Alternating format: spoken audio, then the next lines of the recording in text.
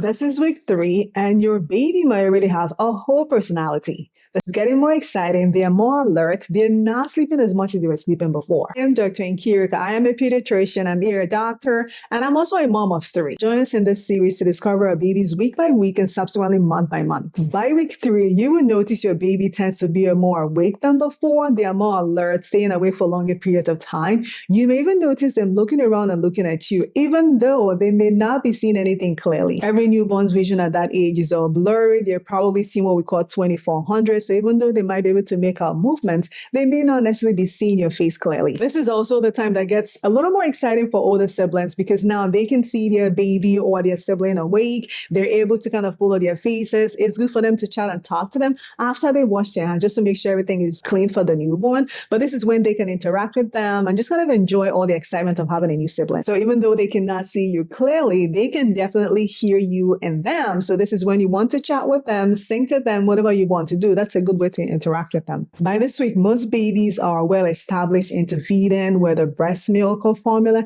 This is actually the week that I ended up being able to start doing exclusive because now I started making more milk. I started expressing more. I started having more storage.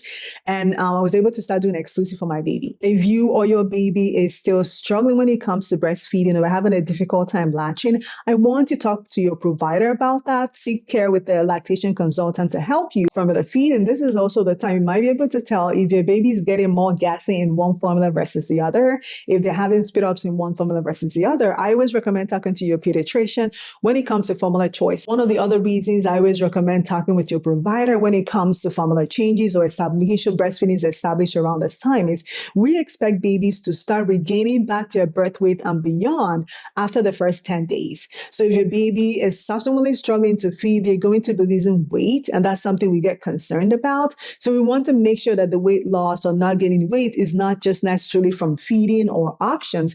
We want to make sure it's not something else we need to evaluate further. By this week already, some babies might start pushing towards 2 ounces and 2.5 ounces, or maybe a little bit of 3, but they also start spacing their feed so every 3 to 4 hours compared to the usual 1 or 2 hours they were doing during the first 2 weeks. I wanted to remember there is no one size fits all. Yes, we know their bellies are smaller. Yes, we want them to start like around 1.5 ounces. You don't have to shoot all the way to 3. You can slowly graduate. 3 is also the time, surprisingly, that I start seeing a lot of families with their babies in the ER for hiccups. Normally, most babies can spend about 3 to 5% of their day just having hiccups. Newborn hiccups are common. This usually happen because there's a trigger. In the case of newborns, they get fussy, they get excited, they get fed, and their belly gets distended. And this triggers the diaphragm to go into spasm, and that's the sound you hear when something with the vocal cords. So babies tend to have it around this time because remember, they're tending to feed more, we're feeding them more, their belly gets distended. So some babies that might start having more hiccups around like week 2, week 3, or even 4,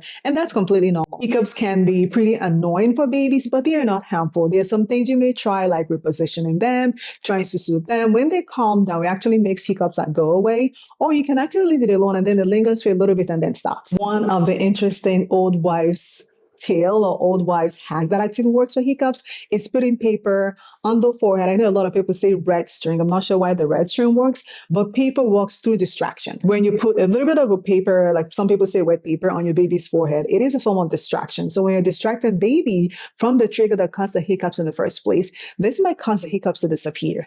And I know it sounds fascinating and interesting. There is no scientific basis around it, by the way, but that is a form of distraction that helps the trigger stop and makes the hiccups disappear. Your baby's poop is definitely going to start spacing out more. They are going to have them from blowouts that goes all over the diaper, all over the clothes, to skipping a couple of days of poop. If you're breastfeeding, this is one surprising thing that may happen. Your baby going from like 5 poops a day to you searching for the poop and actually saving money on diapers. As much as this starts getting scary, especially for babies that make a lot of poop before, this is when I want you to focus on the color of the poop and the consistency of the poop. If you notice your baby skip like 3 or 4 days and they're comfortable, feeling okay, belly is nice and soft, and when they poop, they're greenish or yellowish and mushy and seedy, that is great. It means that they're having the normal baby changes that happens for them, and that's okay. But of course, if you're noticing your baby is going from having like regular poop to things that are pebble-like, white poop, red poop, or even black, especially outside the first couple of days, we want to see that, make sure nothing else is going on. Peeing is going to start increasing more. The more your baby feeds, the more you're going to get more diapers. It will start getting heavier. Still between 6 to 10 diapers a day. I want you to know what your own baby's normal is. So if anything changes, you're able to recognize it and get the care they need immediately. You may also start noticing some changes in your baby's skin. Within the first few days, babies are born with lanugo, and then based on how old they are, you may notice some wrinkling in the skin, a few spots. Towards week 2, week 3, you may start noticing like baby acne, mealy, or some other weird rashes coming up. A lot of babies have rashes that are benign, which is mild, and usually comes a couple of days and weeks and starts to disappear. But some babies may develop like baby acne, even like a little bit of infant eczema around that time. I want you to give it a pause, take some pictures to share with your provider, but we usually don't recommend putting multiple things on baby skin because we know a lot of these rashes are transient and resolve on its own. By week 3 is also when it gets exciting when it comes to bath time. So we mentioned that during the first couple of days or even first 2 weeks, the baby umbilical stump may or may not have fallen off and you only want to wipe your baby. By week 3, most of them would have fallen off, I expect. If it's not falling off, please talk with your regular pediatrician.